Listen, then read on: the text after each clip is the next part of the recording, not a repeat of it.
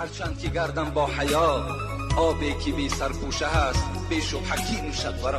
زنهایی که اگر سطر ندارن مثل همون ظرفایی که آب میگیرن سرپوشه ندارن مثل همون هستن.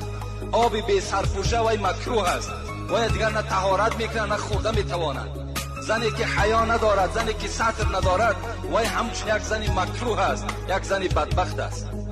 این امر خدا است، این ما پشانده نمیتوانیم. پیغمبر خدا میگوید المرأة عورتون، زن خودش عورت است.